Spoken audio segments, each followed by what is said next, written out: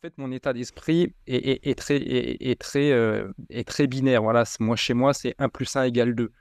Si à 69 ans, j'ai vu une personne faire un quintuplet Ironman et de plus le terminer, mais je sais que c'est possible. Voilà, je Mhm. vais pas aller entre guillemets, me tortiller du cul pour savoir si j'en ai les capacités, si c'est faisable, si ceci, si cela. Non, mon esprit l'a vu, donc mon esprit va me répéter pendant toute ma vie. euh, Tu m'as montré ce mec-là qui est fini sur un quintuple à 69 ans. Donc pourquoi toi tu le sais pas alors que tu es passionné d'ultra triathlon? L'être humain est doté de facultés insoupçonnées. Je suis Cyril Blanchard, triathlète, ultra-trailer et préparateur mental.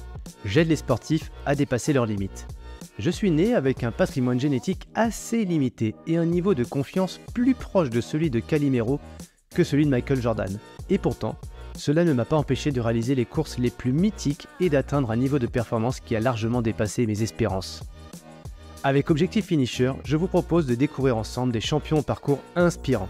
Athlètes professionnels, simples passionnés ou anonymes, leur singularité va vous surprendre tout autant que leur simplicité. Mon but est simple, vous permettre d'acquérir les clés pour atteindre à votre tour vos objectifs. Tout le monde est capable de s'accomplir, devenez à votre tour finisher de la course de vos rêves. Bonjour à toutes et tous et bienvenue dans le podcast. Alors c'est Objectif Finisher. Des fois j'en m'emmêle les pinceaux entre Objectif Finisher et champion de ma vie. Mais là j'accueille aujourd'hui un sportif comme souvent. Mais un sportif aussi entrepreneur comme souvent aussi. Mais là celui-ci il est dans l'univers qui est celui que vous aimez chez Objectif Finisher. C'est-à-dire l'endurance, le dépassement de soi. Souvent alors on va être dans le trail, le triathlon. Parfois des sports un petit peu connexes, la course à pied pure. Là on est dans le triathlon. Mais alors, un univers que vous connaissez sans doute pas parce qu'il est quand même assez spécifique. Il concerne peu de personnes. Tu vas nous raconter ça, Goulven. J'accueille donc Goulven Tristan. Est-ce que je prononce bien ton nom déjà, Goulven? Ouais, très bien. Avec le prénom c'est Goulven et le nom c'est Tristan. Tu sais qu'on s'était pas eu depuis longtemps et je me souvenais même plus si ton prénom c'était Tristan ou Goulven parce qu'entre-temps j'ai côtoyé d'autres Goulven et je me suis dit toi t'étais un des premiers je pense, peut-être le premier que je côtoyais. Ça remonte à quelques années, on se connaît tous les deux parce qu'on partage la passion de l'endurance et puis on s'est connectés tous les deux aussi par le business, par l'entrepreneuriat. T'as une carrière qui est assez folle moi je trouve.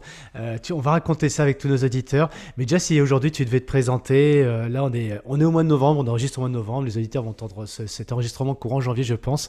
Si tu devais te présenter à mon audience qui ne te connaît pas encore, tu te présenterais comment Goulven?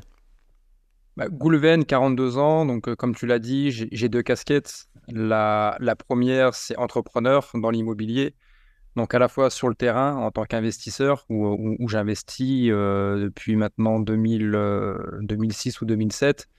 J'ai continué les investissements avec ma femme, et à côté de ça, on fait de la formation aussi également, où on forme les particuliers à investir dans l'immobilier. Et je fais aussi également de la chasse immobilière, où je me déplace pour des clients pour leur trouver uniquement des immeubles. Donc ça, on va dire, pour faire court, ça c'est la partie immobilier, la partie entrepreneuriat. Et à côté de ça, par rapport au sujet du podcast, donc une casquette de sportif, où, comme tu l'as dit, on va parler de triathlon, mais d'ultra triathlon, voilà, que j'ai découvert en 2014 par le triple Ironman à Lenzane en Allemagne. Donc tout ça, je pense qu'on va y revenir sur les distances et tout ça. Mais voilà, effectivement, j'ai commencé par la course à pied, par des 5 km, des 10, des 15, des semi-marathons, marathons. Mais j'ai toujours cette envie, en fait, de voir plus grand, de voir ce qu'il est possible de faire, de voir ce qu'il existe, de côtoyer aussi au meilleur. Donc rapidement, j'ai bifurqué par le trail. Tout simplement, c'était à la mode. Donc, trail, C'était en ultra quelle année? trail. Mon premier, c'est 2007 par le trail de les Templiers dans Mhm. la ville à côté de Millau. Et après, le phénomène de l'épigénétique, on discute avec les trailers. Là, on découvre la CCC, l'UTMB. Naturellement, on a envie de s'y frotter. Enfin, en tout cas, moi, c'est comme ça que je vois les choses. Et le plus gros que j'ai fait après, ça a été le Tour des Géants en 2011. Et après, j'ai arrêté le monde de l'ultra-trail. Je me suis un peu fâché, en fait, avec le trail par rapport pas par rapport à un état d'esprit, mais par rapport au fait, ce que j'appelle, moi, entre guillemets, de se prostituer pour aller chercher des points pour pouvoir faire les courses les plus prestigieuses. Et en fait, à chaque fois, je me faisais recaler de l'UTMB, je me faisais recaler du Tour des Géants parce que j'avais pas été tiré au sort ou j'avais pas le nombre de points suffisant. Et c'est là, en fait, où j'ai su me réorienter dans le sport et j'ai découvert, en fait, le monde de l'Ironman. Et là, c'était un monde, j'ai découvert quelque chose de fantastique, d'explosif. Et depuis 2011, bah, j'ai jamais arrêté cette discipline. Tu as commencé avec quel Ironman? Le premier, donc, en fait, mon premier triathlon, ça a Hmm. été directement un Ironman et ça a été celui de Nice en 2011. Ouais, et tu savais pas nager. Je nageais vulgairement la brasse. J'ai fait les 3,8 km de nage en brasse et je les ai fait en 1h51. Et j'avoue que j'avais la boule au ventre. J'ai jamais eu autant peur de ma vie qu'au départ de cette épreuve parce que je savais pas du tout où j'allais. J'avais dû m'entraîner 2 ou 3 fois en piscine et en piscine, je nageais en 1h50. Je savais que la barrière horaire, c'était 2h15. S'il y a bien quelque chose que je savais, c'était ça. Et quand je Hmm. suis sorti de l'eau en 1h51, en fait, je me suis transformé en athlète intouchable. Voilà, je savais que l'Ironman dans ma tête, j'allais être finisher. Parce qu'en fait, voilà, j'avais tellement peur, la peur de la natation avait pris tellement une place énorme sur cette compétition qu'ensuite, en fait, ça a été un soulagement énorme. Et le vélo, la course à pied, où il aurait pu se passer plein de choses. Parce que voilà, je ne savais pas de quelle manière j'aurais réussi à enchaîner les deux par rapport aux distances. Mais je savais que c'était gagné. Parce que voilà, la natation, c'est ce qui me faisait le plus peur. Hmm. Voire plus grand. Pour revenir un petit peu sur tes antécédents, ton univers dans ta jeunesse, ton enfance, c'est quelque chose qui n'était pas dans ta vie, c'était pas inscrit dans ton ADN de voir plus grand, de te dépasser, d'avoir des ambitions de manière générale, pas seulement dans le sport d'ailleurs. C'est quoi un peu l'univers dans lequel tu baignais quand dans ta jeunesse? Alors, j'ai toujours baigné dans un univers d'insouciance, de naïveté. Alors, très rapidement, en fait, enfin, mon premier défi, j'ai vu très, très grand. Mais en fait, ça m'a pas porté par la suite. Quand je te dis que j'ai vu très, très grand, c'est qu'en fait, moi, mon premier marathon, je l'ai fait à 13 ans. Alors, je me suis pas inscrit à un marathon, parce qu'on peut pas s'inscrire à un marathon. Enfin, il me semble Mhm. qu'il faut être majeur pour faire un marathon. Mhm. Mais en fait, mon état d'esprit que j'avais à cet âge-là, c'est pour la petite histoire que je vais essayer de faire court. Euh, on avait habité 2 ans avec mes parents à Narbonne. Et en fait, l'année suivante, on est remonté en région parisienne. Et on est revenu à Saint-Pierre-la-Mer, à côté de Narbonne, cette fois-ci en vacances. Et en fait, mes parents avaient une semaine avaient une semaine de, enfin, on était partis 2 semaines, mais mes parents n'avaient pas réussi à avoir les 2 semaines en même temps, donc il y avait une semaine de décalage. Donc j'étais parti en train avec ma mère et mon frère pour aller à Saint-Pierre-la-Mer. Et moi, petit, on venait de quitter Narbonne et j'avais envie de revoir cette ville. J'avais envie de revoir où on habitait, sentir une odeur, enfin voir quelque chose de nostalgique. Et en fait, j'avais pas la patience d'attendre mon père qui devait nous rejoindre une semaine après en voiture. À cet âge-là, je savais pas prendre les transports, je savais pas de quelle manière aller à Narbonne. Et en fait, un jour, il faisait beau, je sais pas, il y a eu un alignement des planètes et j'ai fait en fin de matinée, au milieu de matinée, j'ai fait à ma mère, je vais à Narbonne. Et ma mère, en fait, elle a pas dit non. Voilà, elle m'a dit, bah, ok, fais attention à toi et à tout à l'heure. Et en fait, à cette époque-là, on est, je sais pas, on doit être en 93 ou quelque chose comme ça. Donc, il n'y a pas tout ce qu'il y a aujourd'hui. Il n'y a pas Internet, il y a pas Mappy, il n'y a pas toutes ces applications, il n'y a pas de GPS. Moi, c'était quelque chose qui n'était pas prémédité. Donc, je sais même plus si j'avais une tenue de sport, des baskets adéquates. Enfin, il n'y avait pas le camelback. J'avais rien de tout ça. Et je suis parti avec mes petites jambes à Narbonne. Autant le chemin, je le connaissais par cœur parce que je l'avais fait des centaines et des Mhm. centaines de fois en voiture avec mes parents. Et je suis parti. Alors, j'ai jamais réussi à aller juste là où on habitait. Mais en fait, je me suis arrêté au panneau Narbonne. Enfin, j'ai fait peut-être 300-400 mètres plus loin pour aller me ravitailler dans un supermarché. C'était Mammouth à l'époque, que j'étais parti avec une petite bouteille d'eau de 50 centilitres, 2-3 barres de céréales, et c'est tout. Moi, j'ignorais totalement combien de temps j'allais mettre. Je ne savais même pas combien de kilomètres séparaient Saint-Pierre-la-Mer de Narbonne. Et en fait, ce marathon, j'ai su peut-être 10 ou 15 ans après que j'avais fait un marathon. Quand il y a eu Internet, quand il y a eu les applications de GPS et compagnie, c'est là où j'ai regardé combien de kilomètres j'avais fait exactement. Et en fait, il y a 21 kilomètres qui séparent Saint-Pierre-la-Mer de Narbonne. Donc je me rappelle, j'étais dans ce magasin Mammouth, je suis rentré, j'ai troqué ma bouteille d'eau vide contre une pleine. Et un truc, une image qui m'a jamais quitté, c'est que j'étais dans le rayon des friandises et j'ai éclaté un paquet de Bounty. Et j'ai mangé plein de Bounty dans le rayon, j'en ai mis dans mes poches et je suis ressorti incognito du magasin. Et heureusement que le vigile ne m'avait pas vu, parce que comment expliquer à un vigile que j'ai 13 ans, que je viens de faire 21 km et que je compte refaire 21 km pour repartir à Saint-Pierre-la-Mer, enfin, il m'aurait pris pour un fou, les autorités n'auraient pas compris. Ma mère, elle aurait fini en garde à vue. Enfin, ça aurait été quelque chose de fou. Et je suis reparti avec mes petites jambes rapidement parce que voilà, mon souci, c'était d'arriver avant la fin de la nuit pour ne pas inquiéter ma mère. Ça, c'était vraiment ma priorité numéro un. Et j'ai dû retourner à Saint-Pierre-la-Mer dans notre logement de location en fin de journée. Et ma mère, ouais, elle n'est pas plus inquiétée de ça. Et on en a reparlé il y a 2 ou 3 ans de ça. Et ouais, elle a pas forcément compris comment ce jour-là, elle m'a laissé partir aussi loin et comment moi j'ai réussi à le faire. Donc j'avais cette insouciance très jeune, en fait, j'avais zéro limite. Mais d'un autre côté, en fait, j'ai jamais eu cette personne ou ces personnes qui m'ont accompagné à voir plus grand. En fait, je devais me débrouiller un petit peu tout seul. Et en fait, ça n'a pas été une étincelle pour me dire, bah tiens, j'ai trouvé ma voie. Et en fait, après ça, il s'est strictement rien passé. Moi, j'ai toujours été Hmm. passionné par le football. Donc, j'ai repris le foot dans le quartier, dans des clubs de foot. Mais vraiment, en tant que le footballeur du dimanche, j'ai jamais eu un grand talent non plus pour le foot. Toujours passionné, mais sans avoir ce talent, cette étincelle. J'ai toujours voulu en faire mon métier devenir footballeur professionnel. C'est vraiment un rêve que j'ai eu pendant de très longues années. Mais il n'y a personne qui m'a expliqué comment devenir footballeur professionnel. J'ai jamais eu le mode d'emploi et moi, je ne savais pas comment faire. Voilà, pour monter les échelons, voilà, pour faire tout ça, pour avoir davantage confiance en moi. J'avais une très grosse capacité, mais cette capacité que j'avais en moi, je ne savais pas comment l'exploiter. Voilà, je ne savais pas comment m'en servir. Et après, le deuxième fait, ça a été à 16 ans où avec ma mère, j'ai fait les 20 km de Paris. Voilà, mes parents, ils ont toujours été sportifs. Ils ont fait pendant de nombreuses années le Paris-Versailles et les 20 km de Paris, mais ils n'ont jamais vu plus grand que ça. Voilà, ça a toujours Hmm. été, ils ont toujours fait beaucoup de randonnées, de marches et compagnie, mais ils n'ont jamais fait semi-marathon ni même marathon. Et les 20 km de Paris, j'ai dû voir une publicité où j'ai dit à ma mère, bah, tiens, on y va. Elle m'a accompagné.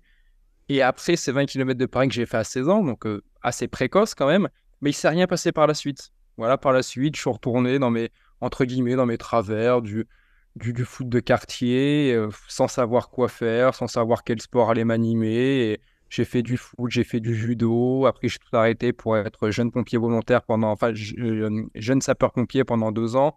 Donc j'ai fait un peu tout sans vraiment savoir quelle était ma direction. J'ai jamais réussi à trouver ma direction. Ma direction, Hmm. j'ai commencé à la trouver à 30 ans. Donc assez tardivement et voilà. Ouais, ça se fait beaucoup dans l'insouciance, ce que tu nous exposes d'ailleurs, j'entends ce mot-là, et parfois avec des réussites, parfois aussi avec des échecs, entre guillemets, mais qui n'ont pas anéanti ton envie de dépassement ou de voir grand. Euh, Moi, j'ai pas de sentiment dans te connaissant. Alors, on peut parler aussi un petit peu en parallèle de ton parcours entrepreneurial. Tu as parlé aussi de la carrière en tant que pompier volontaire.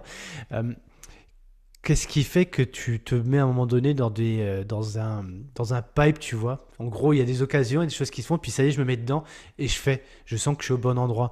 C'est des rencontres, c'est des moments, tu te poses pas de questions, tu y vas, ça y est, c'est là, et puis on verra. C'est de l'intuition. Comment ça se passe, toutes ces choses-là? Ouais, c'est beaucoup d'intuition et Mm. j'insiste beaucoup sur le mot passion. Moi, c'est vraiment, Mm. faut que ça me passionne. Et aujourd'hui, l'ultra triathlon, ouais, on pourrait presque parler de drogue.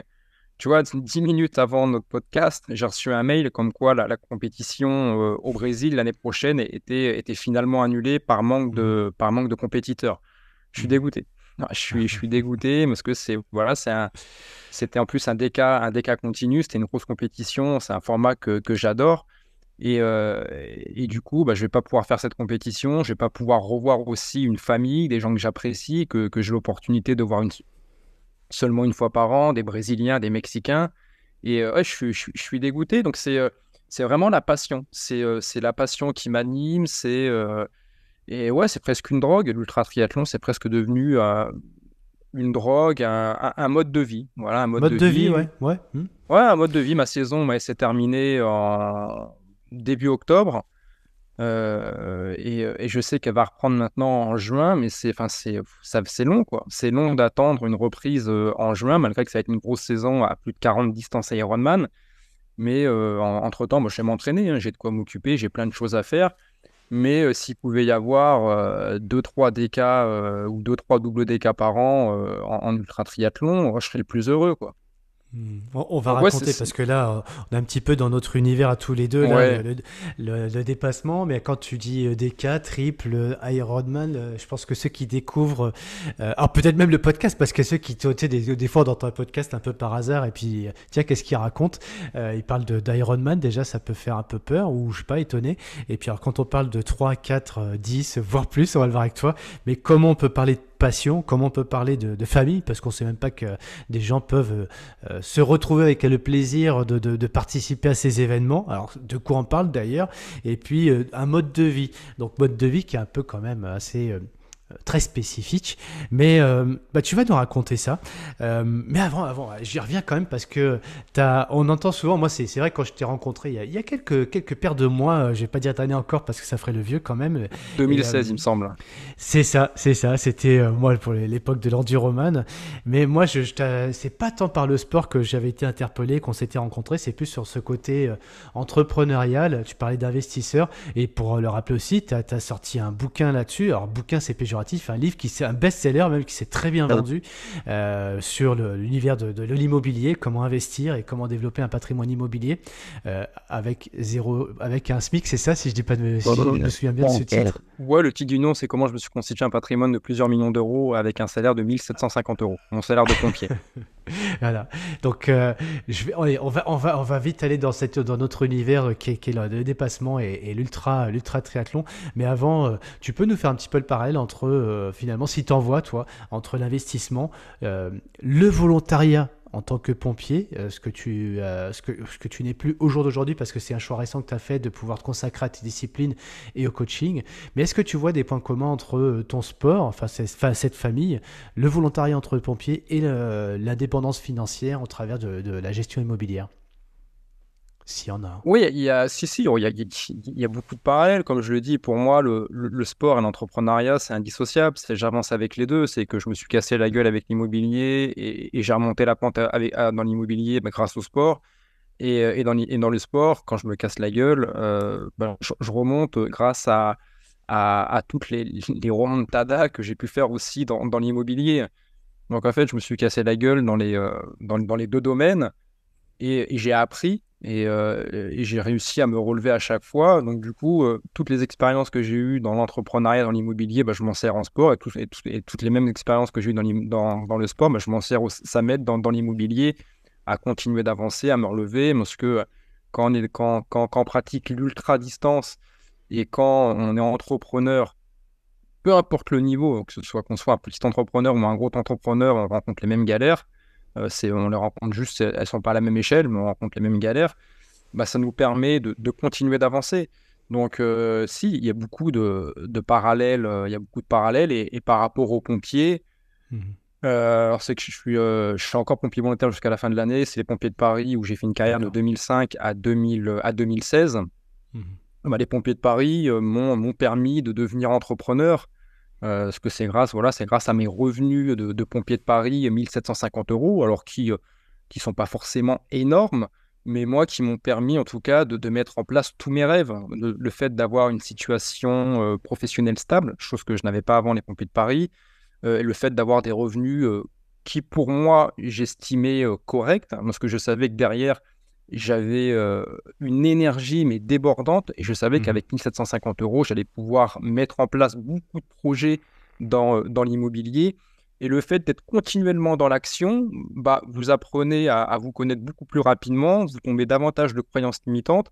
Et ces mêmes croyances limitantes que vous tombez dans l'entrepreneuriat, dans le monde du travail, dans la vie de tous les jours, naturellement, c'est des ingrédients que vous allez prendre et que vous allez pouvoir vous servir aussi dans le sport. Parce que tous les ingrédients que j'apprends au quotidien, je m'en sers un peu dans tout. Comme je le dis, ce que j'ai fait dans le sport, j'ai dupliqué exactement la même recette qui m'a réussi dans l'immobilier. J'ai juste pris les mêmes ingrédients que j'ai adaptés à une nouvelle Mhm. recette, mais j'ai réussi vraiment. J'aime bien comparer, moi, ma réussite à une recette de cuisine. Voilà, on a tous des ingrédients, on possède tous des ingrédients. Après, chacun les cuisine à sa manière, de manière différente, mais on a tous en soi des ingrédients.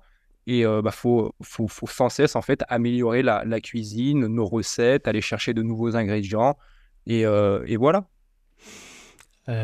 Tu pourrais nous en donner deux ou trois là par rapport ce qui fait que tu arrives à toi à dépasser des limites qui, pour le commun des mortels ou pour 99% des gens, paraissent complètement ahurissantes. J'emploie le terme un peu fort, mais si tu avais un peu la base de ta recette, tu vois, quand on fait du gâteau, il y a la base, ça va être farine, sucre, pour ceux qui mettent du sucre, ce n'est pas mon cas, et puis un yaourt par exemple, je dis n'importe quoi. Ouais, ouais. Mais toi, tu mettrais quoi dans la base, tu vois? Ce qui ne fera absolument pas d'ailleurs que le gâteau est bon, mais il y a toujours un petit peu le pilier. Tu mets quoi, toi, dans tes recettes pour Alors, aller dépasser tes... l'ingrédient numéro un, et c'est vraiment Ouais. le numéro un au-dessus de tout, c'est la résilience. Uhum. Un Ça, peu comme dans les l'ingrédient, pompiers, ouais. Ouais, je trouve que ouais, ça... pompier, entrepreneuriat, sport, la Ouais. résilience. Voilà, toujours continuer d'avancer. Ça, c'est l'ingrédient qui vous fera avancer. Et la résilience, il n'y a pas beaucoup de personnes qui l'ont. La résilience, c'est Mhm. pas si simple à avoir. Après, on parlera d'un ingrédient qui est très connu, mais pareil, les gens ont du mal à s'en servir ou à l'appréhender. Cet ingrédient, c'est le mental. Mhm. Voilà, tout le monde sait que le mental, c'est très important. Tout le monde sait, j'entends tout le monde dire que le mental, c'est 80% de la réussite, c'est 60% de la réussite, 70% de la réussite.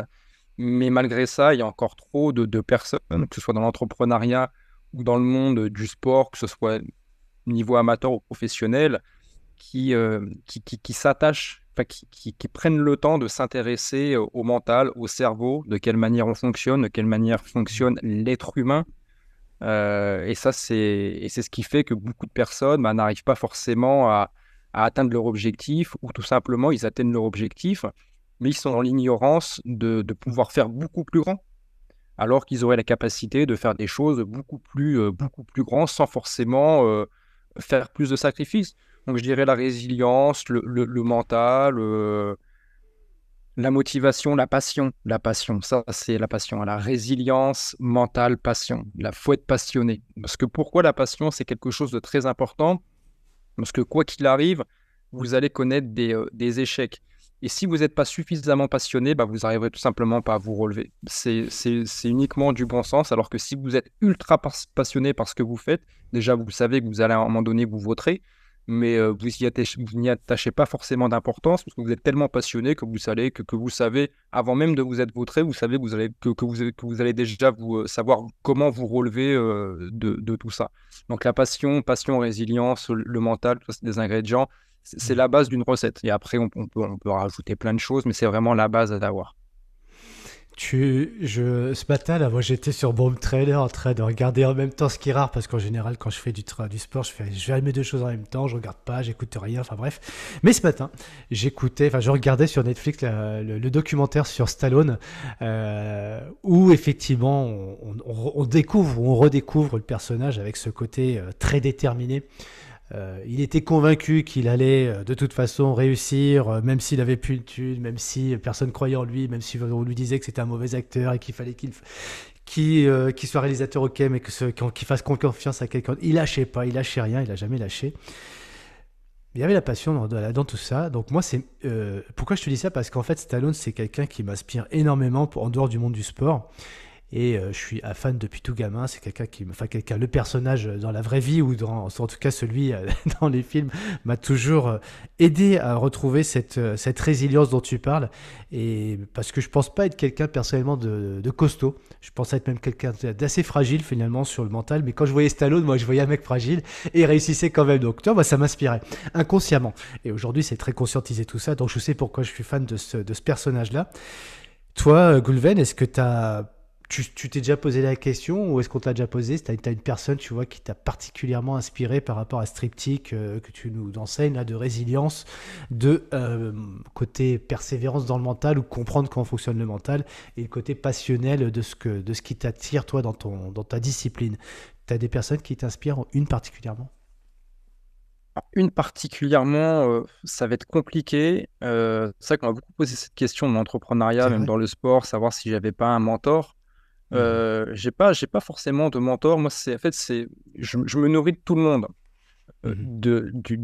Du sportif de dimanche au médaillé olympique. En fait, je m'arrête pas sur une personne par rapport à son palmarès. Euh, faut qu'il y ait un feeling par rapport à l'histoire de la personne, par rapport à certaines choses. Et en fait, les dernières personnes qui m'ont inspiré, qui m'inspirent encore dans le sport, ce sera plus des sportifs, mais qui seront méconnus du grand public. Mhm. C'est des sportifs que j'ai rencontrés dans l'ultra triathlon. Et notamment, en fait, par rapport à leur âge. C'est vrai que dans l'ultra triathlon, j'ai rencontré des sportifs qui faisaient, mais on va y revenir après, hein, qui faisaient des quintuplés Ironman, des DK Ironman, des doubles DK Ironman, et qui avaient 50, 60, 70 ans. Je pense notamment à Guy Rossi, avec qui j'ai fait ma dernière course au Mexique en 2016. On était au départ ensemble d'un quintuplé Ironman, donc 19 km de natation, 900 km de vélo et 211 km de course à pied. Et il a été finisher de cette course à 69 ans. Euh, Ça m'inspire. Ça m'inspire de me dire tout simplement qu'à 70 ans, on peut encore faire de l'ultra triathlon. Et moi, c'est important pour moi parce que c'est une discipline que j'espère faire encore à 70, même peut-être 75 ans. Voilà, si j'entretiens bien mon corps, si je fais attention à certaines choses. Donc, ça va être des personnes comme ça. Dans l'entrepreneuriat, bon, je vais peut-être me fâcher avec certaines personnes, mais la personne qui m'a inspiré, que j'adore, c'est Bernard Tapie.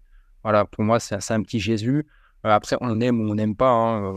On peut largement le critiquer, mais il y a des choses, ouais, il y a des choses. C'est le personnage que j'aime bien, parce que j'aime le foot, parce que j'aime Marseille, et tout ça. Mais voilà, ça va être la personne, en tout cas, pas forcément qui m'a inspiré, mais qui m'a montré que c'était possible. Voilà, comme Mhm. beaucoup d'autres. Voilà, toutes ces personnes qui ont pu me montrer que c'était possible. Bah, je m'en inspire et en fait mon état d'esprit est très binaire. Voilà, moi chez moi c'est 1 + 1 = 2.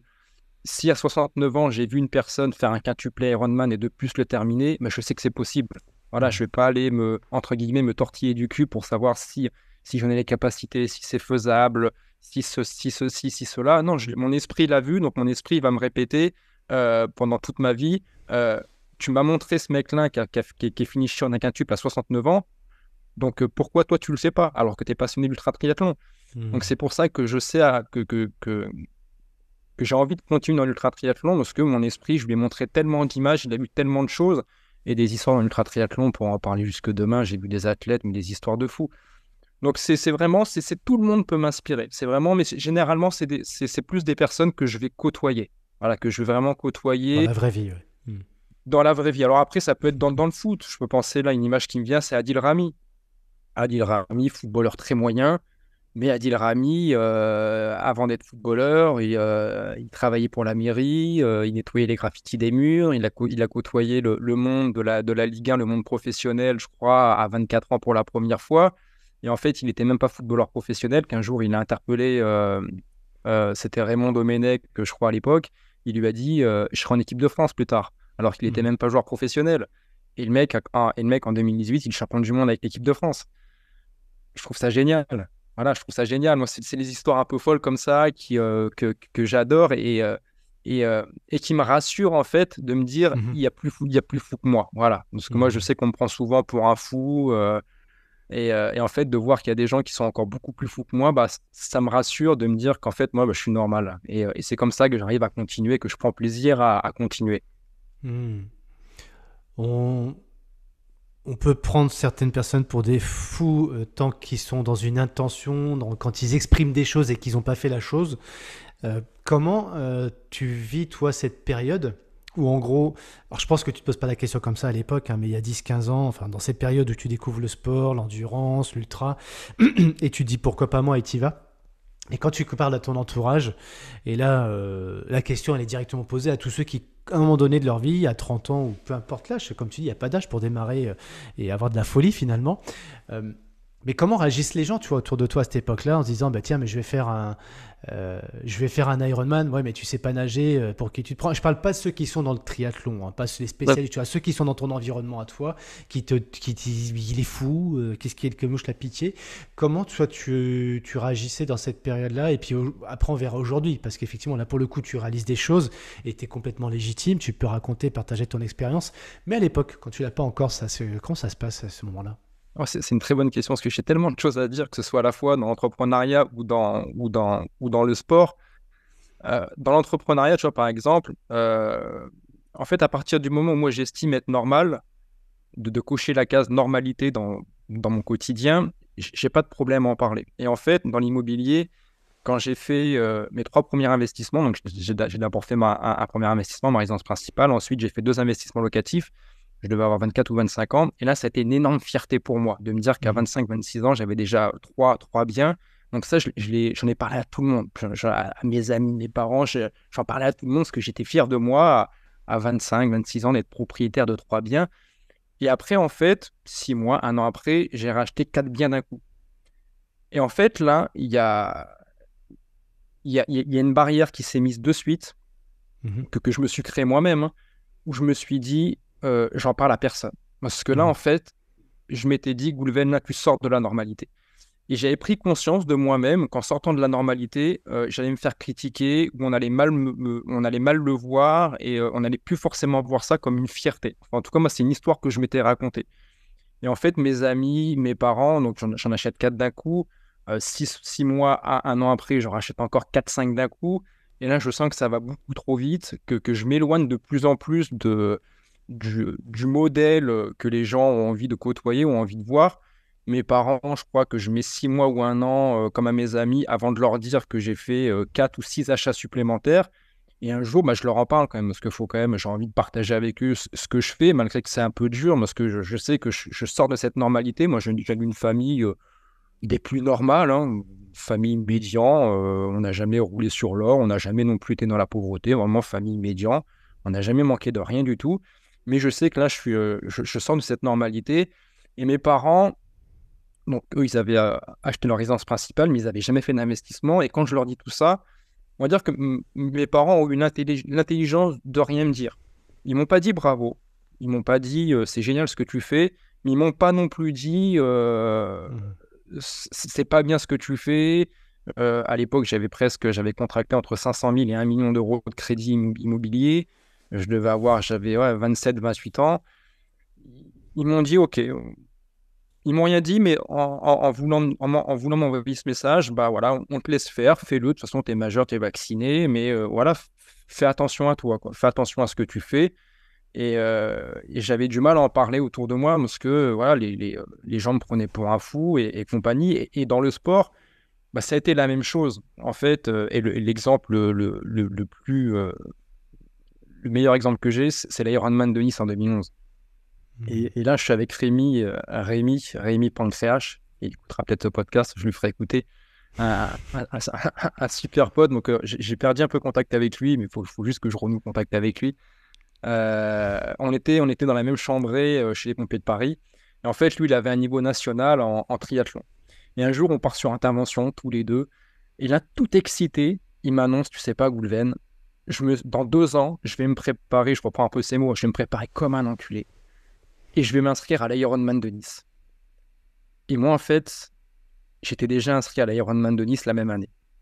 Et je lui avais pas dit, parce que je savais qu'en annonçant ça, je sortais de la normalité. En plus, j'allais sur son terrain de jeu à lui et j'avais Mhm. des objectifs qui étaient plus grands que lui, alors que moi, j'avais jamais fait de triathlon.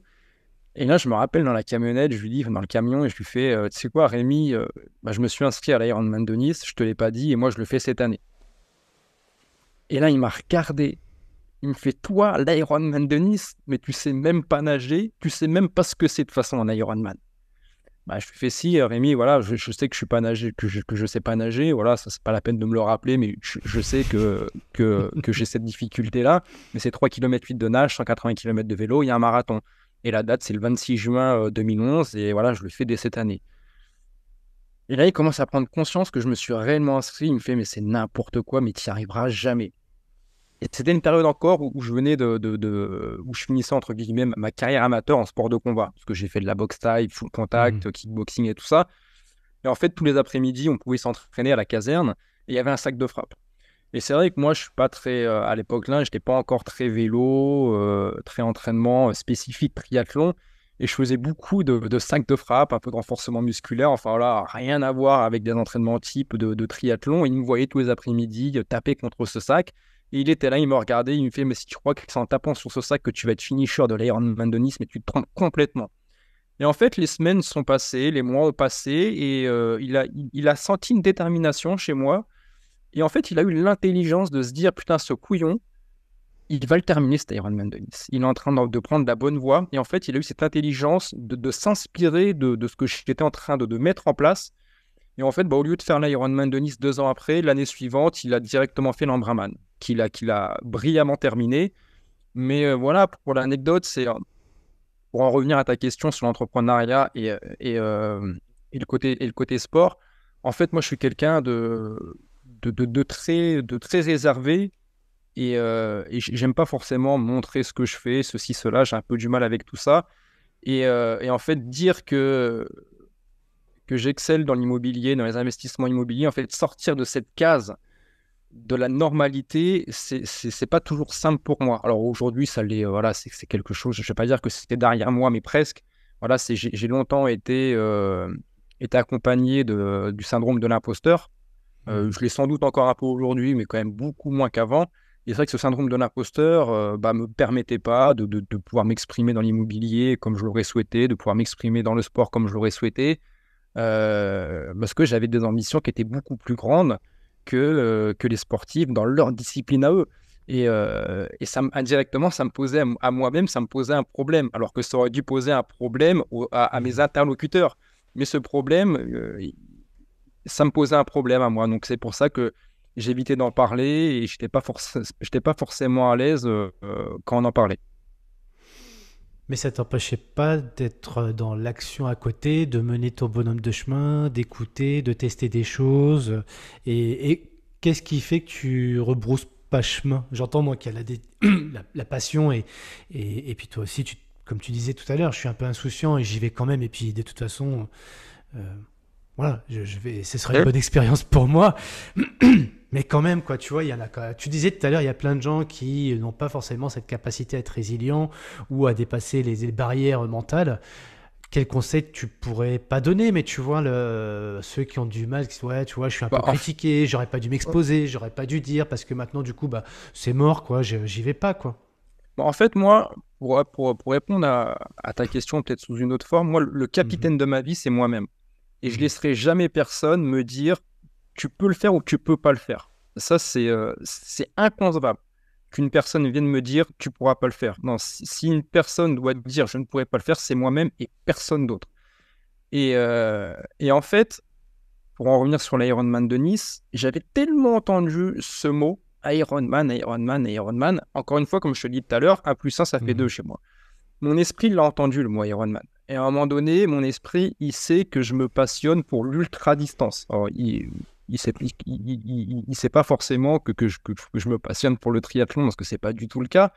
Mais en fait, mon esprit, il assimile l'Ironman à de l'ultra-distance. Et non mhm. forcément à un triathlon, où le triathlon, il va y avoir natation, vélo, enfin notamment natation, vélo. Et vélo, j'ai pas de vélo de route. 4 mois avant l'Ironman de Nice, j'ai pas de vélo de route, que j'ai jamais fait de vélo de route.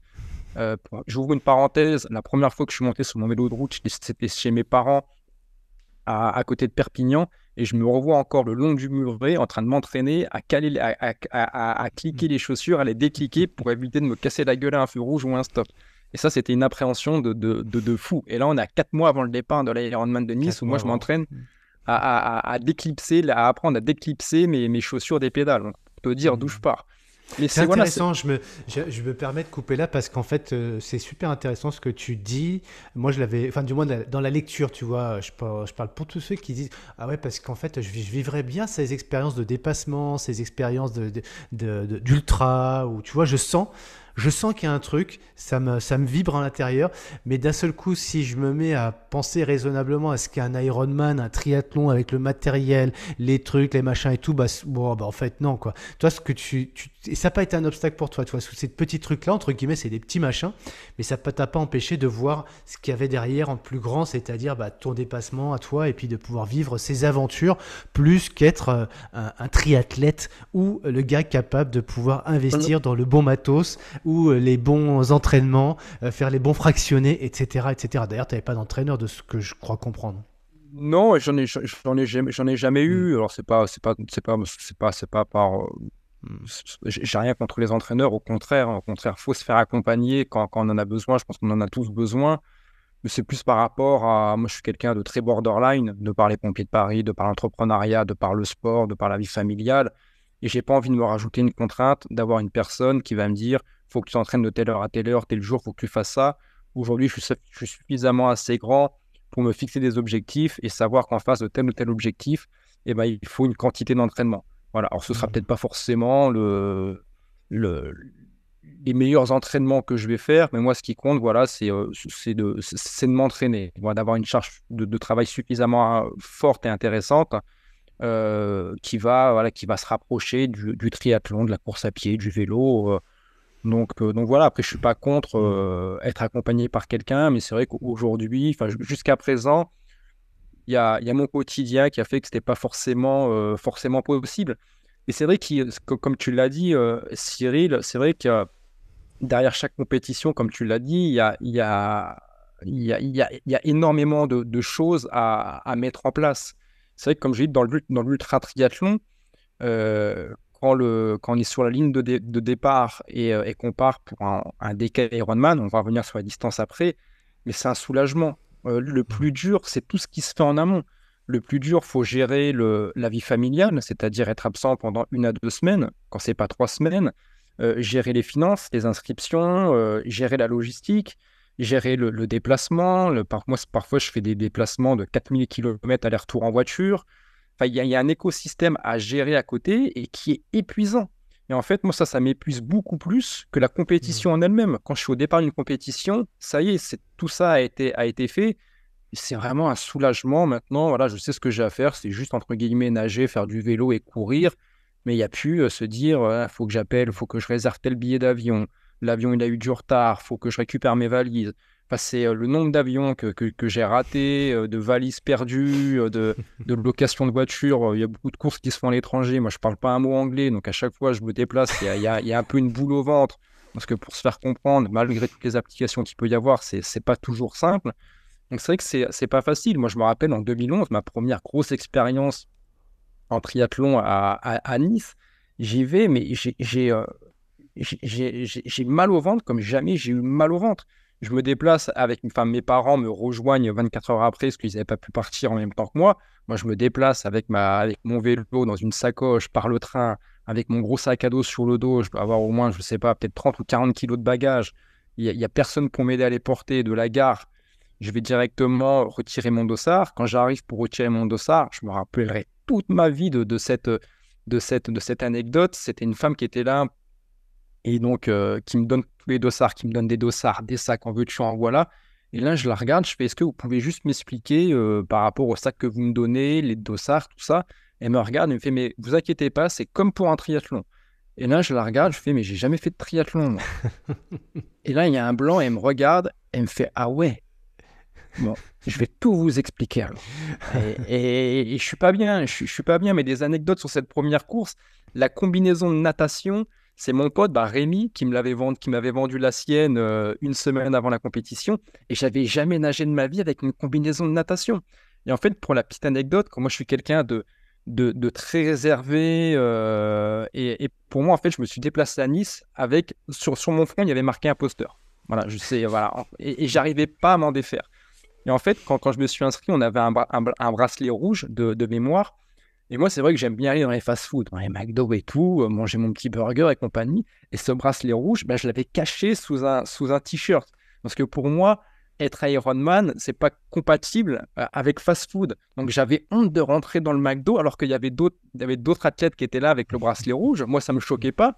Mais moi, en fait, ça me choquait que les gens sachent que je vais faire un Ironman et que je mange un burger.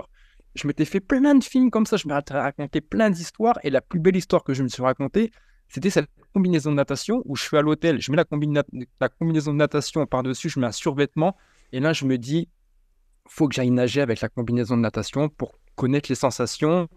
Il va y avoir, je pense, une sensation d'oppressement, je vais être oppressé et compagnie, mais il faut que je sache avant la compétition que j'analyse certaines choses. Et en fait, je cherchais un petit bout de plage pour que personne me voie.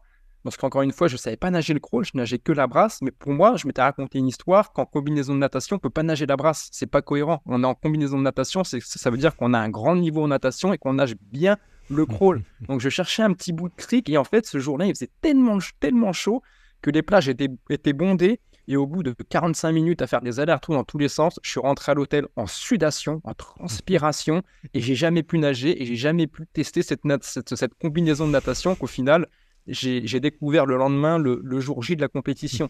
Donc c'était du grand n'importe quoi.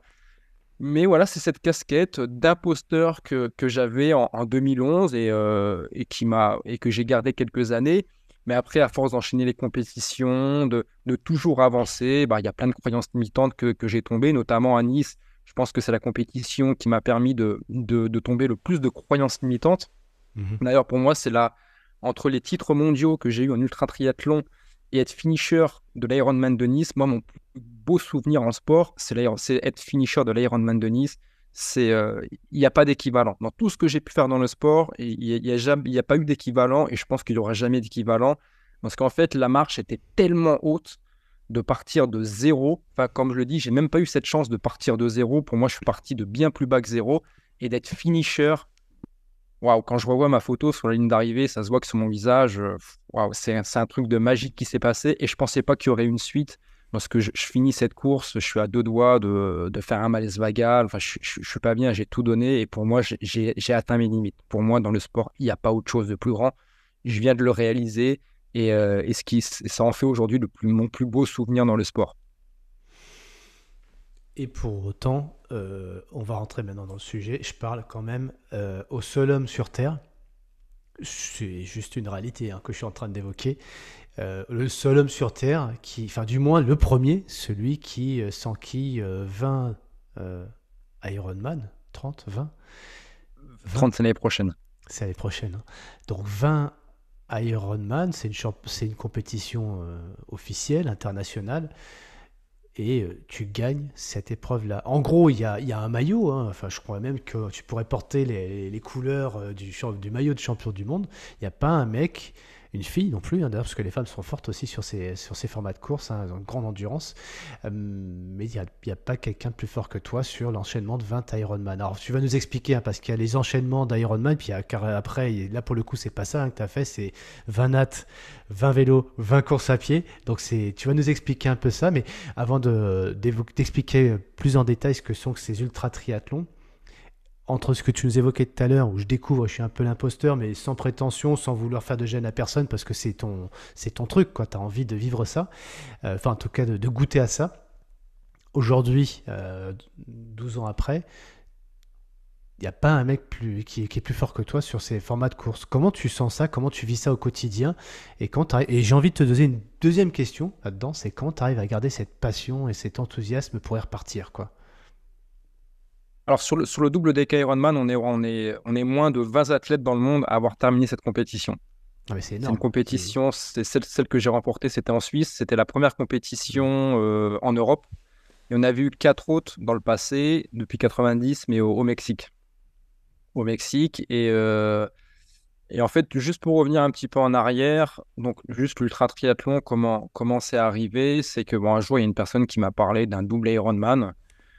Et voilà, comme je te l'ai dit, à plus 1, ça fait 2. Mon esprit, il a entendu double Ironman. Donc, mon esprit, maintenant, il me dit, bah, j'ai entendu double Ironman, donc tu vas y aller. Donc, je retourne Internet dans tous les sens. Et à aucun moment, je trouve un double Ironman. Et à force de chercher, je tombe sur un triple Ironman. Et là, je me fais Mhm. merde. Là, je me dis merde. Triple, double, ok, mais là, triple. Je viens tout juste d'apprendre à nager le crawl, le triple, 11 km 4 de nage, 540 km de vélo, 126 km de course à pied. Bon, la discipline, elle est bien gentille, mais les distances, ils sont bien gentils. Mais là, j'ai ce côté parfois raisonnable, très rarement, mais qui me dit c'est la marche, elle est trop haute. Sauf que ce couillon d'esprit, mon esprit, lui, il a vu Mhm. les distances, il a vu que C'est ça existait, il a vu qu'il y avait un site officiel, Internet, en Allemagne, on pouvait s'inscrire. En plus, ça existait depuis 90, je crois, cette ouais, compétition. c'est la référence, c'est la Mecque au l'Enzam, c'est la Mecque quoi, c'est le Oui, rendez-vous de voilà, tous les passionnés. Ouais. c'est la plus vieille. Ils ont fêté leur Ouais. 30e anniversaire Ah ouais. cette année. Mhm. Euh, donc, mon esprit, lui, il a vu ça. Mon esprit, il a fait, bah non, ça existe depuis 30 ans, enfin, depuis 20 ans. Donc, bah, faut y aller. C'est ce que tu recherches, Woodven, non? Il me fait. Je fais, ouais, mais attends, la marche, elle est haute quand même. Et ouais, bah, vas-y. Ce que je t'ai pas dit tout à l'heure, en fait, quand je disais que le capitaine de ma vie, c'était moi. Et en Mhm. fait, quand je fais une compétition, même si elle est beaucoup plus grande par rapport à mes qualités athlétiques, si je me vautre, j'ai envie de voir à quel moment je me suis vautré et pourquoi je me suis vautré. Et en fait, j'ai pas envie Mhm. que ce soit la société qui me dise tu vas pas y aller, parce que la société, en fait, au final, elle va rien m'apporter. La société, elle va faire que je vais pas y aller, mais la société, elle m'aura pas dit à quel moment j'ai été échec, pourquoi. Alors que si j'y vais et que je suis échec, au moins, ça va me permettre de recommencer cette compétition plus intelligemment. Donc ça, c'est très important. Et du coup, je cogite. En fait, pour la petite histoire, on est en 2000, on est en 2013, 2012 ou 2013. Je suis à la caserne des pompiers de plaisir où je suis pompier volontaire. Et là, j'ai envie de prendre mes responsabilités et de m'inscrire à cette compétition. Et, euh, et, euh, et je m'inscris, tout ça. Et enfin, je veux m'inscrire et au moment de payer, moi, je vois la somme qui est conséquente. Et j'hésite. Et j'ai mon bip d'intervention qui sonne. Et je ferme la fenêtre, j'éteins tout, je pars sur intervention. Et ça sort de mon esprit. Et peut-être 6 mois après, mon esprit, comme je côtoie beaucoup de monde, bah, de l'Ironman, de l'Ultra Trail encore, naturellement, ça revient, mon esprit, il me le rappelle à l'ordre, il me rappelle à l'ordre. Et cette fois-ci, bah, je connais j'ai plus d'excuses parce que je connais le tarif, je connais tout en fait. Et je vais prendre mes responsabilités, je vais m'inscrire pour 2014. Et c'est comme ça que l'aventure de l'ultra triathlon a commencé. En fait, en 2014, quand je fais mon premier triple Ironman, bah, je suis exactement dans le même état d'esprit qu'en 2011, 3 ans avant, quand je fais mon premier Ironman de Nice. Là, j'y vais, j'ai la boule au ventre. Le président de la Fédération internationale ultra triathlon à cette époque-là, c'est un Français. Donc, il n'y a pas beaucoup de Français qui font ces disciplines-là. Donc, il me regarde, pendant toute la compétition, il me diote. Et en fait, j'ai pas envie de passer pour un peintre, j'ai envie de venir présenter la France. Et en fait, au moment de la visite médicale, avant même la course, il y avait un autre Français, Xavier Manoury, qui était là, qui me tape dans le dos. Il me fait: «Ah, c'est toi le deuxième Français?» Je fais ouais, tout timidement. En plus, Xavier Manoury, tatoué de partout, enfin, un monstre. Et moi, j'étais tout penaud, tout timide. Je fais oui, il me fait: «Bah, bienvenue au championnat du monde ultra triathlon». Je fais: «Mais quel championnat du monde?» Moi, je me suis inscrit à une course. Il me fait: «Ah ouais, ça fait partie du circuit mondial d'ultra triathlon». Ah, mais ce que je fais, il y a un circuit mondial en plus. En fait, il existe plusieurs courses. Il me fait: «Bah ouais, moi, dans 2 semaines, je pars en Slovénie faire un double Ironman». Ok, d'accord. Waouh. Je fais: «Mais on va où?» Tout ça, donc il me donne le site internet iutasport.com. Donc là, je vois qu'il y a vraiment un championnat du monde ultra triathlon avec des doubles, des triples, des quintuples, des DK Ironman. Je fais: «Mais c'est un truc de ouf quand même ça». Et en fait, donc je suis finisher en 50 heures. Ouais, je suis pareil, c'est une joie, mais qui est immense. Et en fait, quand je rentre chez moi, donc voilà, il y a tout qui redescend, toute l'adrénaline qui redescend et tout. Et en fait, je me dis: «Mais ce sport, il est à moi, ce sport. Ce sport, il est pour moi, Qu'est-ce ce qui te sport». fait dire que c'est.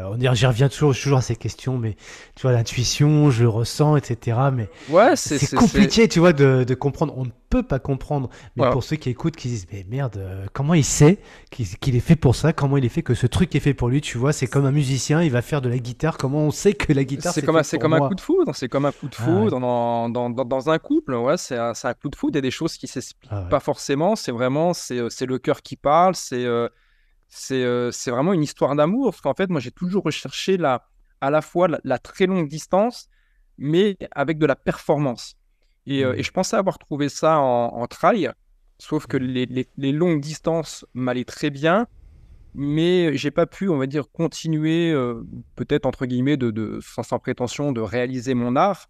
Parce qu'en fait, j'ai rencontré tellement de barrières dans l'ultra trail avec les points, avec les tirages au sort, tout ça, Mhm. que j'arrivais pas à planifier On sent bien que t'aimes, enfin, entre guillemets, c'est pas un jugement de valeur d'ailleurs.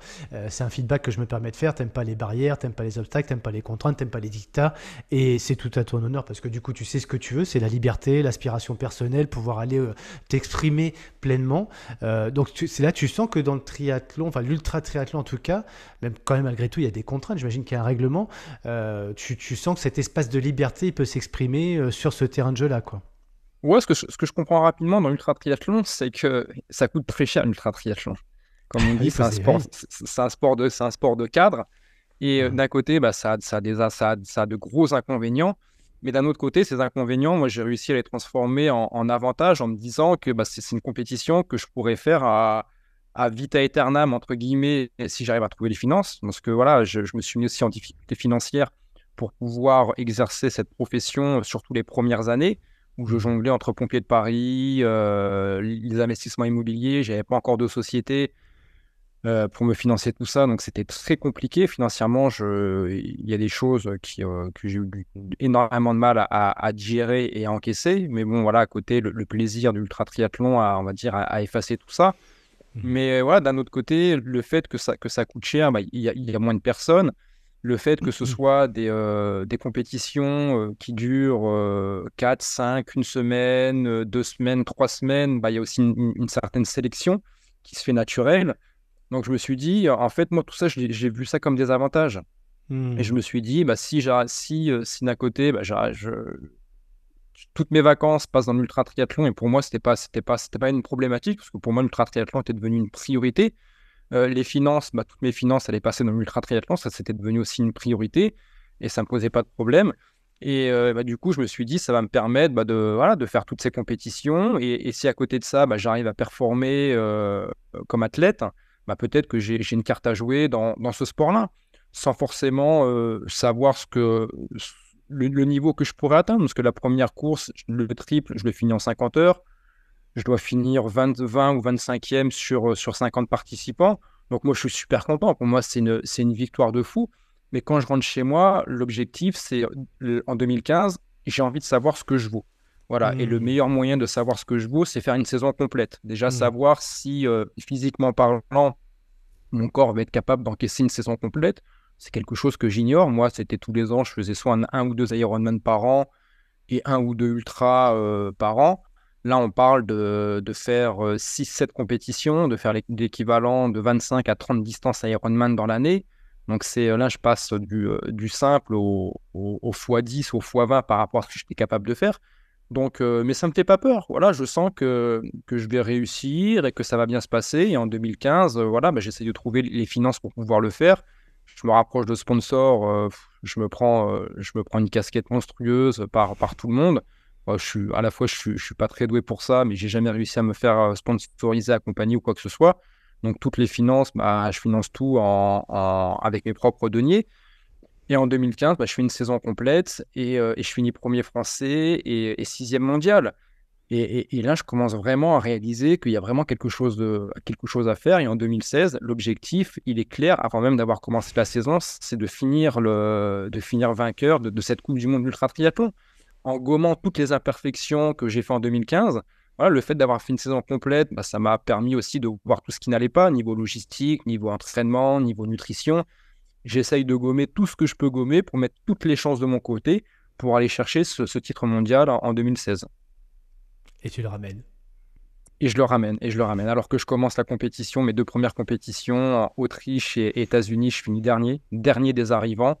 Donc c'est catastrophique, mais je me rappelle très bien, après l'Autriche, je finis dernier et à aucun moment je me dis on va avoir les objectifs. Non, les objectifs c'est d'être premier et je serai premier. Alors il y a beaucoup d'insouciance, de naïveté, beaucoup de chance. Je le dis dans le sport comme dans la vie en règle générale, on peut être le meilleur, on peut avoir le meilleur plan d'action, on peut avoir les meilleurs entraîneurs.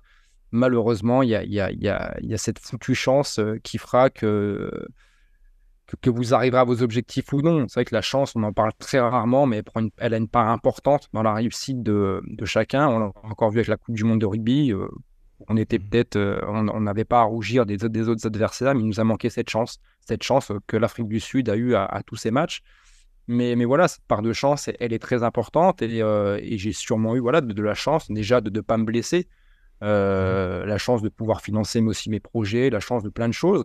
Mais ça m'a permis d'avoir le titre mondial sur les 2 dernières courses les plus prestigieuses, un quintuple Ironman et un double DK Ironman, où c'était en format 1 par jour. Donc la dernière course, c'était en Suisse, c'était un Ironman par jour pendant 20 jours. Donc tous les jours, un Ironman pendant 20 jours. Et je fais un podium et c'est une course qui a rapporté beaucoup de points. Et avec le cumul des points de mes précédentes compétitions, bah, j'obtiens le plus de points et j'ai ce premier titre mondial en 2016. 2016, tu es champion mondial d'ultra D'ultra triathlon. triathlon. Hein, je reviens à ma question de tout à l'heure. Parce qu'en 2013, c'est la découverte, comme tu disais, par ton 14 à l'ENSAM. Lenzan, ouais. 2 ans après, t'as le titre. Tiens, alors, je découvre, je suis imposteur entre guillemets, enfin inconsciemment, mais bon, je peux le faire. Bah, là, pour le coup, tu le fais. C'est c'est, euh, c'est quoi le ressenti? C'est quand même. T'es le seul. Je reformule, tu vois, comme je disais tout à l'heure, t'es le seul mec au monde. En tout cas, t'es le premier, t'es le number one. T'es pas dans un sport reconnu professionnel parce qu'effectivement, tu l'as bien dit, hein, faut se le financer et il n'y a pas de sponsor, on n'est pas payé pour ça. C'est une fédération, mais qui a peu de moyens, voire pas du tout de moyens. Euh, T'es le numéro un, il n'y en a pas un qui te devance dans cette discipline. Alors que 2 ans avant, ou 3 ans avant, pardon, à peu près, tu vois, c'était une découverte, tu vois. Enfin, mentalement parlant, c'est peut-être un sentiment de bonheur à notre santé, mais comment tu vis cette période-là après J'aimerais bien comprendre un peu ce processus. Moi, tu parlais de mental tout à l'heure, justement. Ouais, après, ce qui est bizarre aussi, c'est qu'en 2016, tu vois, par rapport aux souvenirs que j'ai eus, il y a eu. En fait, je m'étais tellement conditionné à avoir ce titre mondial Hmm. qu'il y a eu, je vais pas dire qu'il y a eu aucun plaisir. C'était un soulagement de me dire que, surtout par rapport aux problèmes financiers que j'ai rencontrés à cette période-là, de me dire que j'ai pas fait tout ça pour rien. Hmm. C'est surtout ça, le premier sentiment que j'ai eu, de me dire que je l'ai fait, de me dire que je suis le numéro un aussi. Putain, quelle fierté. Mais à ce Mhm. moment-là, j'ai encore cette casquette d'imposteur. Et pour moi, c'est compliqué d'en parler. C'est compliqué d'en parler parce que les gens savent que je viens de nulle part, que le triathlon, c'est même pas mon sport à la base. Moi, c'est plus le foot, le sport de combat. Et dire que je suis vainqueur de la Coupe du Monde, ça, c'est, là, j'éclate toutes les barrières, en fait. J'éclate toutes les croyances limitantes, j'éclate tout, mais c'est trop, en fait. En fait, ce que je Mhm. fais, c'est beaucoup trop, et pour moi, j'ai vraiment du mal à en parler. Alors, j'en parle, je suis fier, mais j'en fais pas plus que ça. J'en fais pas plus que ça. Euh, Parce qu'en fait, mon état d'esprit, j'essaye de répondre en même temps à ta question, c'est que ce que je prends vite conscience en fait que pour être le numéro un, peu importe le sport, hein, mais c'est vrai que l'ultra triathlon s'y prête quand même beaucoup plus, c'est qu'il ne suffit pas d'être le meilleur athlétiquement parlant. Voilà, pour Mhm. revenir à ce que j'ai dit tout de suite, c'est qu'en fait, Mhm. pour être le meilleur en ultra triathlon, il faut être moyen ou bon athlétiquement parlant, mais il faut être aussi moyen ou bon financièrement parlant. Et il faut être moyen ou bon niveau de disponibilité du temps. En fait, au-delà des trois disciplines qui sont la natation, la course à pied et le vélo, en amont, il y a trois disciplines, c'est l'entraînement, les finances et le temps. Et en fait, un titre mondial en ultra triathlon se joue ici. Et moi, je savais que j'étais prêt à faire ces sacrifices-là. Voilà, je savais que j'étais prêt à me saigner financièrement. Je savais que j'étais prêt à me saigner au niveau des vacances. D'ailleurs, pour la petite anecdote, j'ai fait 2 semaines de trou chez les pompiers de Paris, parce qu'à cette époque-là, je suis pompier de Paris. Et en fait, en 2016, j'ai plus assez de vacances.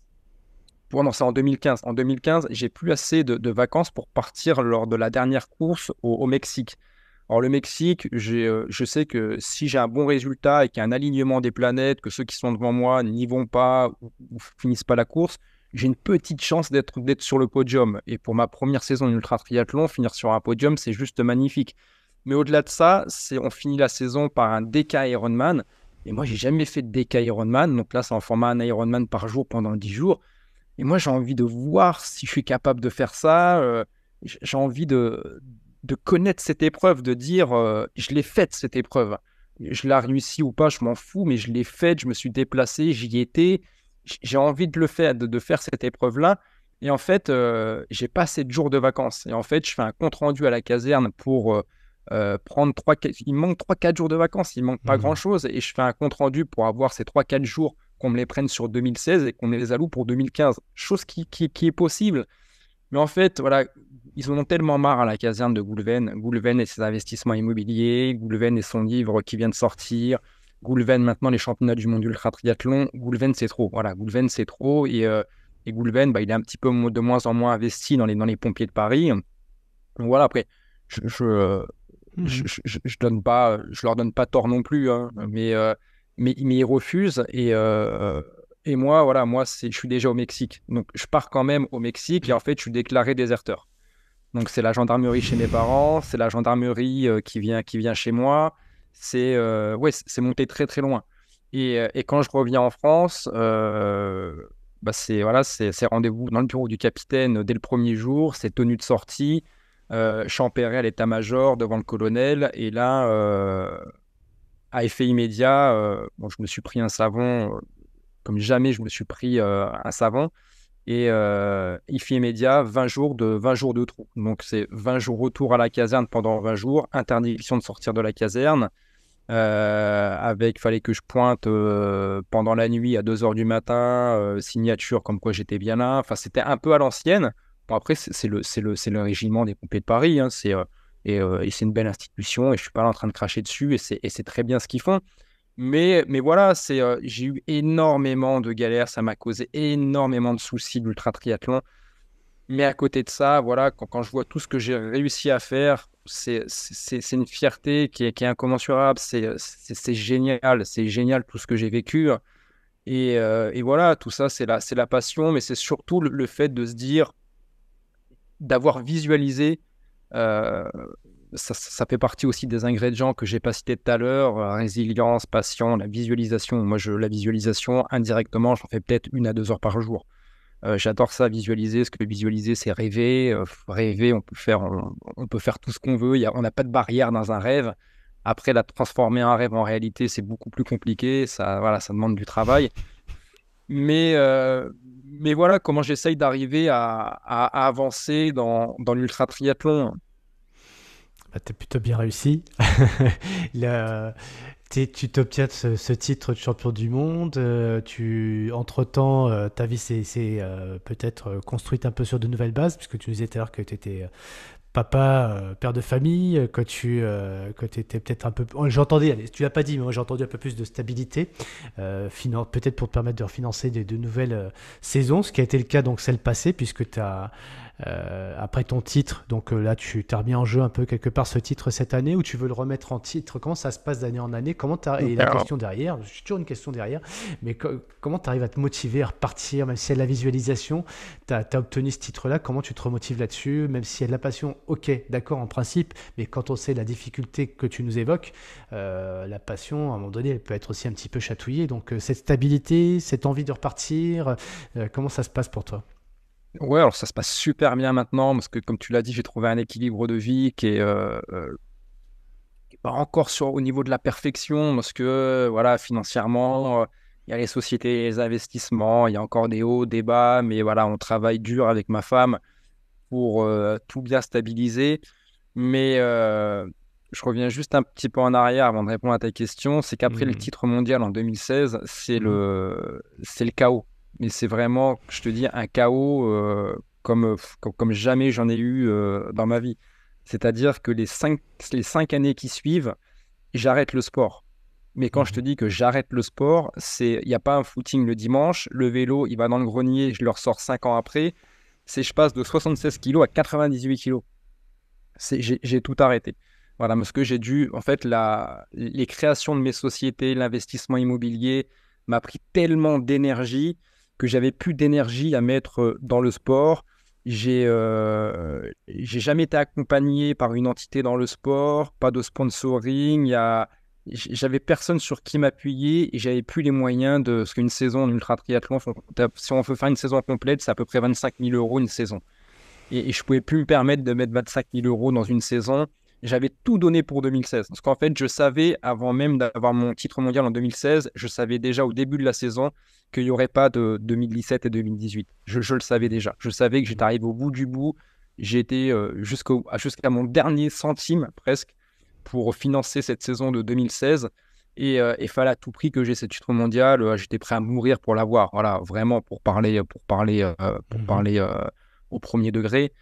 Et après 2016, il n'y a plus rien. Voilà, c'est l'entrepreneuriat avec des hauts, des bas, c'est des problèmes financiers, des problèmes dans le couple avec mon ex-conjointe.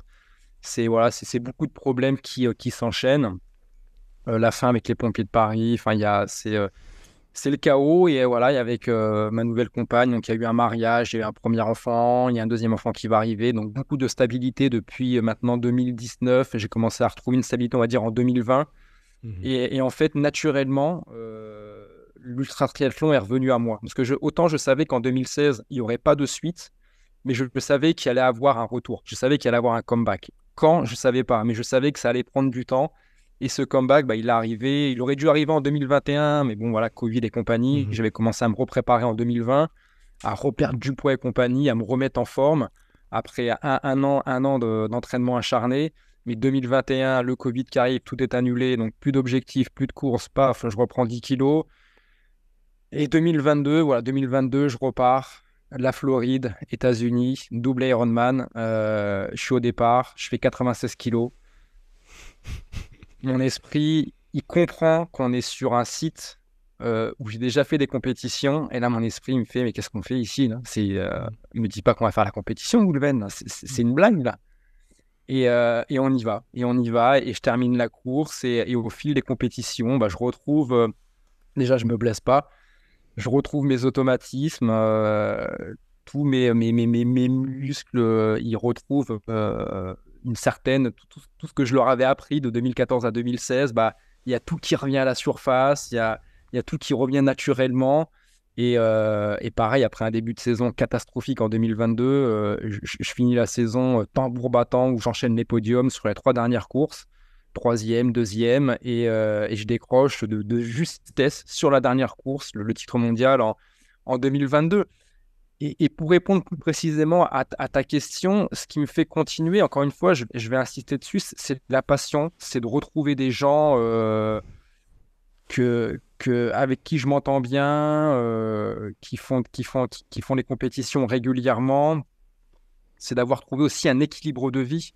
Parce que pendant les 5 ans où j'ai arrêté la compétition, je ne me respectais plus. Mhm. Déjà que parfois j'avais du mal à me respecter pendant mes compétitions, mais là c'était devenu une catastrophe. J'avais pris 20 kilos. Et depuis que j'ai repris la compétition, là je fais 78, 79 kilos. Mais qu'est-ce que je me sens bien? En fait, je me sens beaucoup mieux à faire des saisons à 40, 50 distances Ironman que de faire des saisons où je fais rien du tout. Parce que le fait de ne rien faire, enfin, c'est comme ça que j'avance aussi. Le fait de ne pas avoir d'objectif, je vais rien faire. Et si en fait aujourd'hui mes objectifs sont pas suffisamment assez grands, je vais pas me motiver à me sortir les doigts. C'est comme ça que je fonctionne. C'est pour ça que chaque année, j'ai vraiment besoin, c'est presque vital d'avoir des objectifs qui soient très très grands pour déjà me respecter moi-même. Depuis que j'ai repris la compétition en 2022, j'ai un nutritionniste qui me suit, chose qui aurait été impensable en 2016, parce que j'ai vraiment pris conscience qu'il fallait que je respecte beaucoup plus mon corps si je veux vraiment qu'il dure encore pendant 20, 30, 40 ans de compétition. Donc j'ai un nutritionniste, je vais voir un chiropracteur tous les 2, 3 mois, même si j'en ai pas forcément besoin, je vais quand même faire un petit contrôle. Et c'est des choses que j'aurais pas pu faire avant. Et donc aujourd'hui, voilà, c'est vraiment de voir grand, continuer l'ultra triathlon. Moi, ce que je visualise, c'est faire la Coupe du Monde ultra triathlon tous les ans, que ce soit pour remporter un titre mondial ou non. Mais voilà, c'est faire des compétitions qui me passionnent. C'est voilà, le dépassement de soi, revoir des gens. Et c'est surtout aussi c'est continuer, parce que l'ultra triathlon, les plus grosses compétitions que je vais pouvoir faire l'année prochaine, c'est un triple DK Ironman. Donc, c'est une compétition qui est stratosphérique. Mais je commence aussi à voir beaucoup plus grand que les distances organisées par la Fédération internationale ultra triathlon. Voilà, j'ai envie de créer mes propres compétitions, enfin mes propres challenges, voilà, qui seront pas ouverts à d'autres personnes. C'est moi qui ai envie de me lancer des défis sur des quintuples DK, sur, comme on a dit, faire plus de 100 Ironman d'affilée consécutivement en 2025. J'ai envie de goûter à tout ça, tout simplement par respect pour mon corps. Voilà, je Mhm. suis pas, moi en fait, moi je prends le problème à l'inverse de 99% des gens où ils vont se dire, bah non, moi je vais pas faire plus d'un marathon par an parce que je veux respecter mon corps pour ne pas l'abîmer. Mais en fait, moi c'est tout simplement, en fait, moi c'est respecter mon corps et respecter les gens qui n'ont pas l'opportunité de pouvoir faire ce que je vais faire alors qu'ils voudraient le faire. Voilà, il y a un message par rapport à toutes celles et ceux qui ont un handicap ou qui ont connu un accident de la route ou quoi que ce soit et qui avaient des ambitions stratosphériques, mais aujourd'hui ils peuvent plus honorer leurs rêves, leurs projets parce que leur corps leur permet plus, ou tout simplement le fait de me dire qu'aujourd'hui mon corps il est en bonne santé, je me sens super bien, j'ai envie pas d'exploiter mon corps, mais de lui rendre ses fonctionnalités. Voilà, il y a je sais pas, moi, il y a 50, 100 ans en arrière, personne ne se serait posé la question de faire plusieurs marathons dans l'année, parce que le mode de vie faisait que il n'y avait pas de véhicule, il n'y avait rien de tout ça, et on était obligé de se déplacer en marchant, et on n'avait pas le choix. Aujourd'hui, on se pose un peu trop de questions là-dessus, même si c'est vrai qu'il y a beaucoup de choses qui se démocratisent avec les réseaux sociaux et compagnie, à force de voir les uns et les autres qui dépassent leurs limites. Mais c'est respecter mon corps par rapport au fait qu'il soit en bonne santé, qu'il soit capable de faire telle ou telle chose. Bah, j'ai envie de l'exploiter. Ce serait comme avoir une Ferrari et ne pas dépasser le 50 km/h. Non, si demain moi, j'ai une Ferrari ou une voiture de course, bah, c'est pour rouler vite avec, c'est pour éventuellement aller faire du circuit et compagnie, c'est tout simplement pour exploiter la voiture comme elle doit être exploitée. Aujourd'hui, j'ai un corps qui est parfait. Voilà, j'ai pas de problème, j'ai rien. Bah, donc, j'ai envie de faire ce que mon corps m'autorise de faire. Si demain, je peux plus en faire, parce que j'ai déjà anticipé tout ça par rapport à un genou, une hanche. Mm. Si on doit me coller une prothèse de genou, de hanche, et encore, je connais des athlètes qui ont une prothèse de hanche Mm. et qu'on fait des DK Ironman. Mais si un jour je peux pas, moi, ce que je dis, voilà, bah, ce sera tout simplement une opportunité de faire autre chose, de tourner la page, parce que le sport me prend énormément de temps et d'énergie, et c'est du temps et de l'énergie que j'ai pas pour développer autre chose. Et je sais que naturellement, c'est un peu comme un aveugle. Demain, une personne perd la vue, bah, il va développer d'autres sens. Bah, moi, c'est pareil. Si demain, j'ai plus le sport, bah, je vais tout simplement, naturellement, développer d'autres sens. Ce sera peut-être la musique, peut-être le dessin, peut-être, je sais pas, j'ignore ce que ce sera. Comme si on m'avait dit en 2011, quand j'ai été sur le chemin de l'hôtel à la compétition de départ sur l'Ironman de Nice, il y avait quelqu'un qui m'avait dit que 5 ans plus tard, je serais champion du monde ou j'aurais un titre mondial en ultra-triathlon. Cette personne-là, je l'aurais regardé et je fais OK, d'accord. T'es marrant, t'as mangé un clown, mais laisse-moi tranquille. Là, j'ai déjà mal au ventre avant le départ de ce premier Ironman. Donc voilà. Non, je me pose pas de questions et j'ai envie de toujours voir plus grand parce que la passion. Voilà, tout simplement, la Mm. passion, c'est pas forcément pour être, même s'il y a un côté égo, c'est important aussi, on a tous un ego plus ou moins développé, c'est important aussi de nourrir son ego. Voilà, moi je suis quand même un compétiteur, il y a des records qui existent en endurance. Mon objectif aussi, c'est d'aller battre des records du monde d'endurance, parce que je sais que j'en ai les capacités, j'en ai la passion, mais sans me dire que voilà, je vais me blesser ou je vais devoir par la suite de ça arrêter le sport. Voilà, on verra bien, on verra bien. Et si ça doit arriver, ça arrivera. Il y a rien qui est écrit Je pense et qu'on on a envie de te poser plein de questions. Tu vois, par rapport à ces 20 minutes où je t'ai écouté sur cette partie-là où tu parles de ton sport, cette discipline, j'imagine que les questions des personnes qui t'entendent là, mais comment il fait physiquement, physiologiquement, tu as parlé de pas mal de choses, mais les gens ont envie de rentrer dans le détail. Si on veut te questionner, comment on fait, tiens, Goulven, ce que tu m'as dit, ça y est, t'as allumé la flamme, je savais même pas que ça existait. Est-ce que je peux entrer en contact avec toi? Comment on fait si tu nous autorises à t'interpeller ou à te poser des questions en direct? ouais, le mieux, bah, c'est. Alors, je commence à mettre sur les réseaux sociaux. C'est vrai que Mm. les réseaux sociaux, c'est un peu compliqué pour moi parce que j'ai pas forcément, d'une part, j'ai pas forcément le temps et je suis beaucoup pris par le terrain. Mais mon Instagram, voilà, Mhm. Instagram, vous m'envoyez un message. Profitez-en maintenant parce que j'ai très peu d'abonnés, donc très peu de messages. Donc, j'ai beaucoup de temps pour répondre aux messages. Mais le mieux, c'est Instagram pour Ouais, l'instant ok. pour vraiment être sûr de m'avoir. Eh ben, on mettra ça. Je partagerai le lien. En tout cas, c'est Goulven Tristan, tout simplement, sur Instagram pour te trouver. Oui, c'est ça. Il y en a un sur l'immobilier, un sur le sport, mais voilà, celui sur le sport, vous le raterez pas. Ok. Et j'avais une question, tu vois, pour clôturer ce podcast avec toi, même si je sais qu'il y en a plein que j'aimerais te poser, même si je te connais. Et c'est vrai que j'avais pas tous les éléments, tu vois, depuis 2016. Hein. Il y a plein de choses encore à raconter d'ailleurs, lors du roman, les prochaines épreuves, ta passion pour la Ah oui. montagne, le Mont Blanc, etc. Les records, c'est quoi les prochains records? Qu'est-ce que tu vas enchaîner? Donc forcément, il y a plein de questions que j'ai et qu'on aurait envie de te poser. Euh, S'il y en a qu'une, eh ben, je te poserai la suivante finalement. Parmi tous les témoignages que tu as pu avoir en vrai ou sur les réseaux, par mail, par texto, que sais-je, depuis ces dernières années, un qui t'a touché, qui t'a ému, qui t'a dit ouais, bah, merci, tu vois. Alors, ce sera pas forcément par des messages, mais plus par des actions.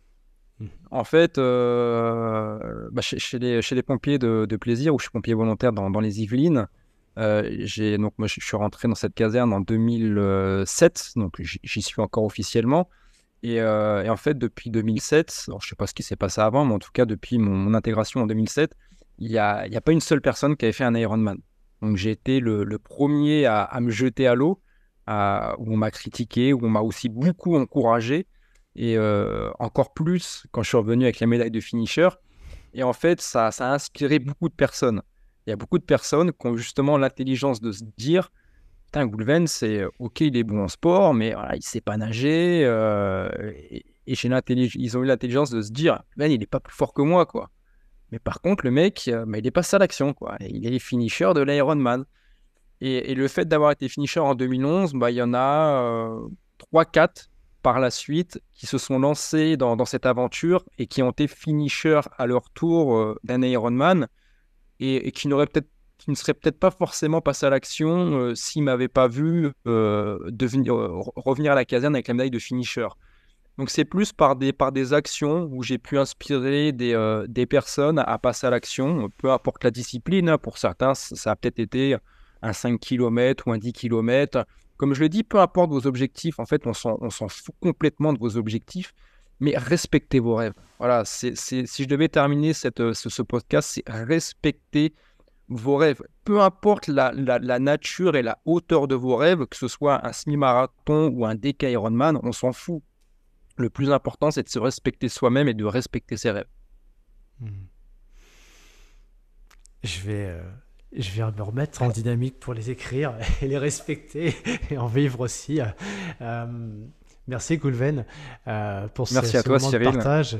Je laisse toujours des fois des moments de silence pour laisser un peu le temps aux gens aussi, même si je sais que dans l'ère dans laquelle on vit, on zappe vite, on écoute un audio Vite, en ouais. vitesse 1,5 ou x2.